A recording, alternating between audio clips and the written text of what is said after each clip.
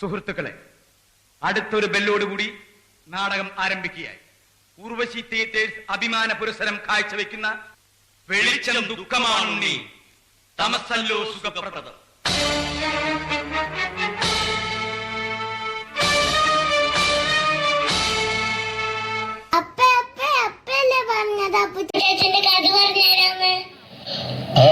പറയാലോ. അതായത് കുറെ വർഷങ്ങൾക്ക് മുമ്പ്, കൃത്യമായി പറഞ്ഞ 1988 സെപ്റ്റംബർ 19 തോമസ് അപ്പാപ്പനും റീന മാമയ്ക്കും ഒരു കുഞ്ഞുവാവ ജനിക്കുന്നത്. എനിക്കൊരു സംശയം. ഇപ്പൊ 2026, അപ്പൊ 38 ഇയേഴ്സ്. കണക്കൊന്നും ശരിയാവണില്ലല്ലോ. അയ്യോ, ഇത് അപ്പുച്ചാച്ചനല്ല, ഇതാണ് അപ്പുച്ചാച്ചന്റെ വല്യേച്ചി, നിന്റെ അമ്മ, എന്റെ ഭാര്യ രേഷ്മ. അത് കഴിഞ്ഞൊരു 2.5 വർഷം കഴിഞ്ഞപ്പോഴേക്കും നിന്റെ അമ്മയ്ക്ക് ഒരു അനാർത്തി ഉണ്ടായി. നിന്റെ ഹിമമേമ, അപ്പുച്ചാച്ചന്റെ കൊച്ചേച്ചി. പിന്നെ ഈ ചേച്ചിമാരൊക്കെ വലുതായി. നീണ്ട 6 വർഷത്തെ ഇടവേളയ്ക്ക് ശേഷം പുതിയ കളികൾ കളിക്കാനും ചിലത് പഠിപ്പിക്കാനും അവൻ വന്നു. 1997 ഒക്ടോബർ 17 അപ്പാപ്പയ്ക്കും അമ്മാമയ്ക്കും ഒരു പൊന്നോമന പുത്രൻ ജനിച്ചു. സർവലോകർക്കും നന്മയേകും കാരുണ്യമായി നിന്റെ മാറിലൊരാരോമൽ മുന്നിരണ്ടല്ലോ. ഗബ്രിയേലിന്റെ ദർശന സാവൽ കുഞ്ഞിക്കാരി തടിക്കുകയായി എന്നും ആഘോഷം മുകരുകയായി. അങ്ങനെ 2 ചേച്ചി അമ്മമാരും കൂടി അപ്പുക്കുട്ടനെ പുന്നാരിച്ചു കൊണ്ടു നടന്നു.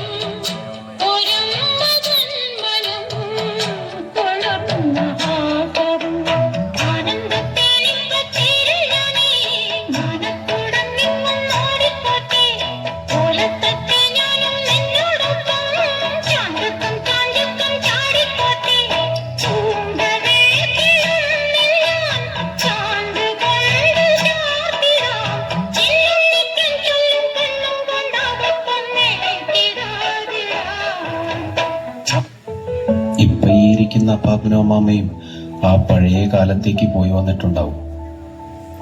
ആ പഴയ തറവാട്. അന്ന് വെഡിങ് ആനിവേഴ്സറി ആഘോഷിക്കാൻ എല്ലാവരും കൂടി എറണാകുളത്തേക്ക് പോകും. പുറത്തുനിന്ന് ഫുഡൊക്കെ കഴിച്ച് സുഭാഷ് പാർക്കിലൊക്കെ കറങ്ങിയിട്ട് വരും. അന്ന് നിങ്ങൾ മാത്രമായിരിക്കുന്ന ആ സമയത്ത് ഡാഡി പാടാറുള്ള ആ പഴയ പാട്ട്. എന്റെ ഓർമ്മയിൽ പൂത്തു നിന്നൊരു മഞ്ഞ മന്ദാരമേ, എന്നിൽ നിന്നും പറന്നു പോയൊരു ജീവചൈതന്യമേ, ആയിരം കണ്ണുമായി കാത്തിരുന്നു നിന്നെ ഞാൻ. എന്നിൽ നിന്നും പറന്നൊരു പൈങ്കിളി മലത്തിൻ ചില നാളുകൾ പെട്ടെന്നാണ് കടന്നുപോയത്. ആ 2 പൈങ്കിളികൾ ദൂരേക്ക് പറന്നുപോയി. വലിയേച്ചി കല്യാണം കഴിഞ്ഞ് ബോംബെയിലേക്കും കൊച്ചേച്ചി കല്യാണം കഴിഞ്ഞ് ബാംഗ്ലൂരിലേക്കും പോയി കഴിഞ്ഞപ്പോൾ ആ വലിയ വീട്ടിൽ കുഞ്ഞപ്പക്കുട്ടൻ ഒറ്റയ്ക്കായിപ്പോയി.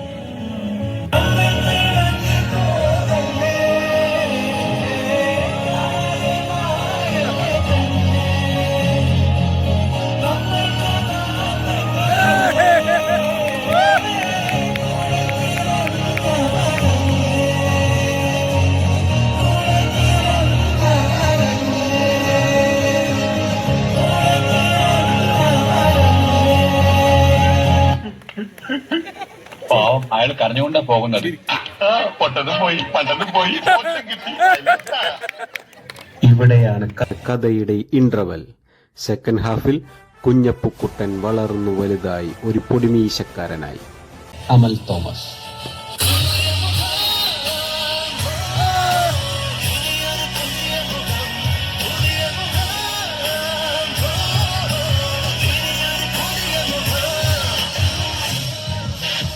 ഇനിയാണ് അപ്പുച്ചാച്ചന്റെ എനർജറ്റിക് ടൈം. അനിത പബ്ലിക് സ്കൂളിലും SNHSS ഓക്കൽ സ്കൂളിലും ചങ്കുപോലത്തെ കുറെ കൂട്ടുകാരുമായി അടിച്ചു പൊളിച്ച് നടന്ന സമയം.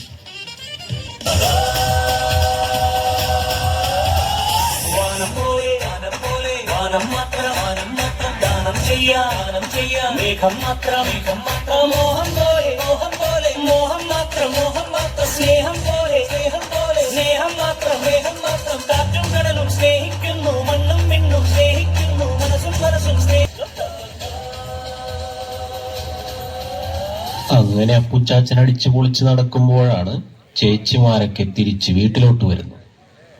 പിന്നെ അങ്ങോട്ട് തുടരെ തുടരെ അടുത്ത ജനറേഷൻസിന്റെ റിലീസുകളായിരുന്നു. Upcoming channel. The aging but fearless Moose Tycoon. The cruel, cold-blooded, catastrophic Don. The most dreaded self-styled warlord.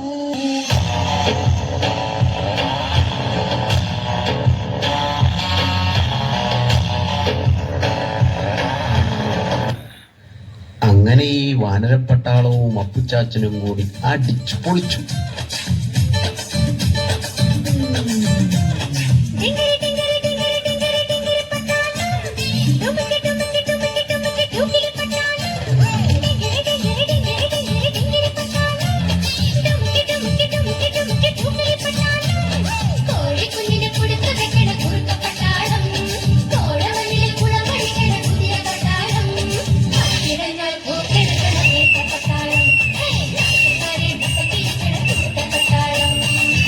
ഇങ്ങനെ പിള്ളേരുടെ കൂടെ കളിച്ചു നടക്കുമെങ്കിലും അപ്പുച്ചാച്ചൻ നാട്ടുകാർക്കെല്ലാം പരോപകാരിയായിരുന്നു. പള്ളിയിൽ രാപ്പകലില്ലാതെ ഓടി നടന്ന് കാര്യങ്ങൾ നടത്തുമ്പോൾ നിങ്ങൾക്കവൻ സീനിയർ CLC. പ്രളയത്തിന് ശേഷം വീടുകൾ ക്ലീൻ ചെയ്യാൻ യൂത്ത് കോൺഗ്രസുകാരുടെ കൂടെ പോകുമ്പോൾ നിങ്ങൾക്കവൻ കോൺഗ്രസ്. പൊതിച്ചോറ് കൊടുക്കാൻ DYFIക്കാരുടെ കൂടെ പോയപ്പോൾ നിങ്ങൾക്കവൻ കമ്മ്യൂണിസ്റ്റ്. പക്ഷേ ഞങ്ങൾ സിനിമാ പ്രേമികൾക്കിടയിൽ അവന് ഒരേ ഒരു പേരേ ഉള്ളൂ, മോഹൻലാൽ ഫാൻ.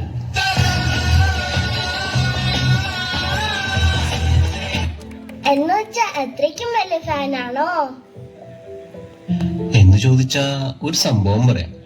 എമ്പുരാന്റെ റിലീസ് ഡേറ്റ് അന്ന് ഡെങ്കു വന്ന് അപ്പുച്ചാച്ചൻ ഹോസ്പിറ്റലിൽ അഡ്മിറ്റാണ്. ഡ്രിപ്പൊക്കെ ഇട്ട് കിടത്തേക്കുവാ. അന്ന് ഡോക്ടറോട് പറഞ്ഞു, അത്യാവശ്യമായ ഓഫീസിൽ 2 മണിക്കൂർ നേരത്തേക്ക് ഒന്ന് പോയി വരണം, ഒരു അർജന്റ് മീറ്റിംഗ് ഉണ്ട് എന്നും പറഞ്ഞ് ഡ്രിപ്പ് അഴിച്ചു മാറ്റി ഒരു കുപ്പി ഗ്ലൂക്കോസ് വെള്ളം കൊണ്ട് എമ്പുരാന്റെ ഫാൻസ് ഷോയ്ക്ക് പോയ മുതലാണ് ഈ ഇരിക്കുന്നത്.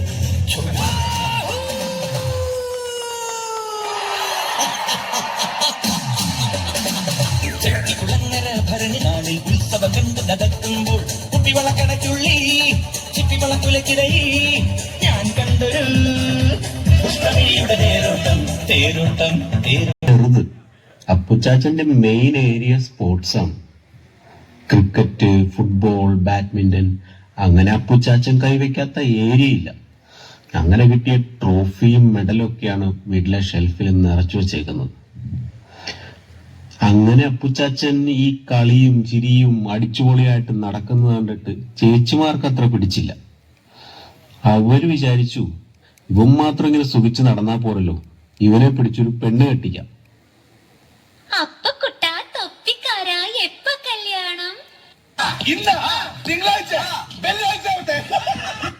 സ്വാമി പൈക്കളില്ല, ലോണിൽ ബാക്കിയില്ല, ബാങ്കിൽ ക്യാഷ് അടച്ചില്ല, മേലെ നീലനിറം താഴെ തിന്നുകൂടി മുന്നിൽ മൂകം നരകം.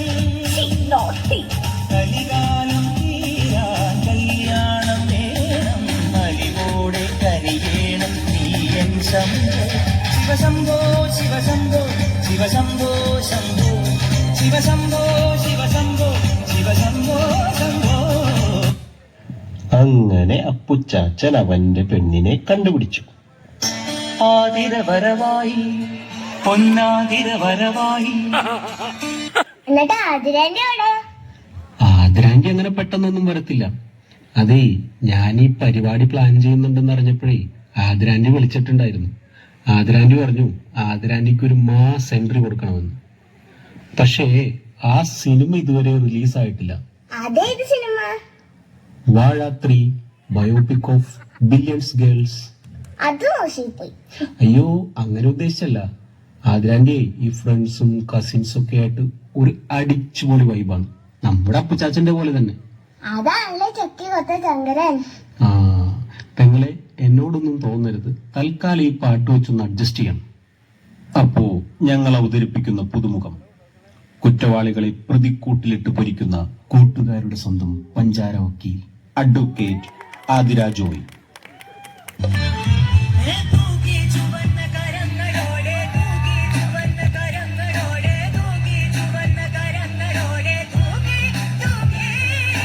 ഓ വെയിറ്റ്.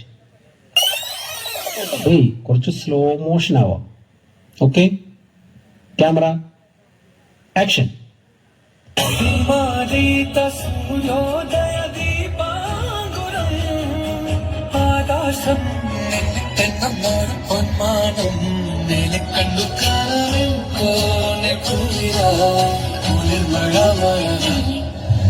കാട്ടു ചെമ്പകം പൂത്തോട്ടെ നാട്ടു തത്തമ്മ കേട്ടോട്ടെ എനിക്കുള്ള കണ്ണി എന്നാണ്. അങ്ങനെ അവരുടെ കല്യാണം ഉറപ്പിച്ചു. ആ ദിവസം എല്ലാവർക്കും ഓർമ്മയുണ്ടാവും. അപ്പു ആതിരയ്ക്ക് കൊടുത്ത സർപ്രൈസ്, അപ്പുവിന്റെ ഐക്കോണിക് എൻട്രി.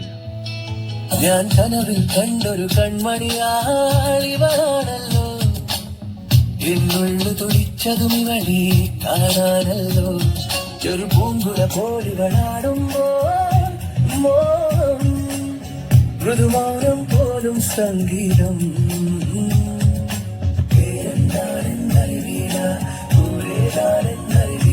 ഇവളെന്റേതാണെന്നുള്ളം പാടുന്നു.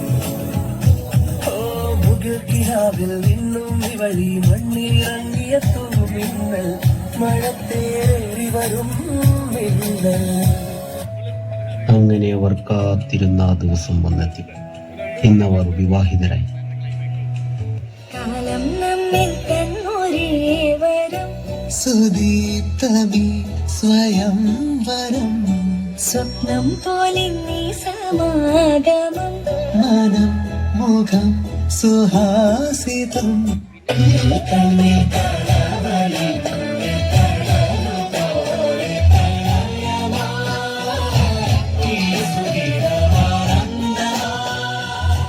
കാനന ചായയിൽ ആടുമേക്കാൻ ഞാൻ നിന്നെ കൊണ്ടുപോവാണ്. കൈയടിയോ പ്ലീസ്. ആദ്യമായിട്ടാ എന്റെ നാടകത്തിന്റെ അവസാനം കൈയടി കിട്ടുന്നു. കഥ ഇനി അവസാനിച്ചിട്ടില്ല. ഈ ക്ലൈമാക്സിന് ഒരു ടൈലന്റ് കൂടി ഉണ്ടായിരുന്നു. ഇന്ന് രാത്രി അപ്പുച്ചാച്ചന്റെ ബെഡ്റൂം. പുച്ചാച്ച ഞാൻ ഇന്ന് ഇവിടെ കിടക്കണേ. ഇല്ല, ഞാൻ അവിടെ കിടക്കും. ഞാൻ കിടക്കും. അതെ, ഇന്നൊരു സർപ്രൈസ് ഉണ്ട് എല്ലാവർക്കും. ഇന്ന് രാത്രി മമ്മൂട്ടിയുടെയും മോഹൻലാലിന്റെയും പേട്രിയറ്റ് സിനിമയ്ക്ക് ടിക്കറ്റ് ബുക്ക് ചെയ്തിട്ടുണ്ട്. വേമ്പോ എല്ലാവരും സിനിമയ്ക്ക് പോയി. നീ ഇതെങ്ങോട്ടാ പോണേ? നീ സിനിമയ്ക്ക് പോണ്ട. നിങ്ങൾ ഇതെങ്ങോട്ടാ? സിനിമയ്ക്ക് പോകണ്ടെന്ന് പറഞ്ഞ് ഞാൻ സിനിമയ്ക്ക് പോണ്ടെന്ന് പറഞ്ഞു ഇവളോടല്ലേ. നിങ്ങളൊക്കെ സിനിമയ്ക്ക് പോ.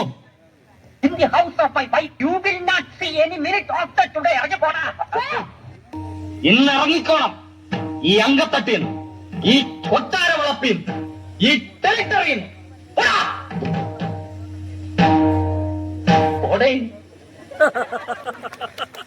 എന്റെ ഈശോയെ, നീ ഒരു കുരിശല്ലേ ചുമന്നുള്ളൂ. ഈ വണ്ടി നിറയെ കുരിശുകളാ എനിക്ക് ചുമക്കാൻ. പോരനുണ്ടോ? എന്നെ ഒന്ന് സഹായിച്ചെന്നാ മതി. നാടകത്തിനുള്ള സമയമായി.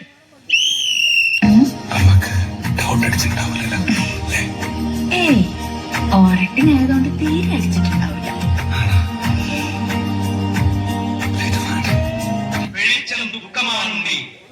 താമസല്ലോ സുഖപ്രദം.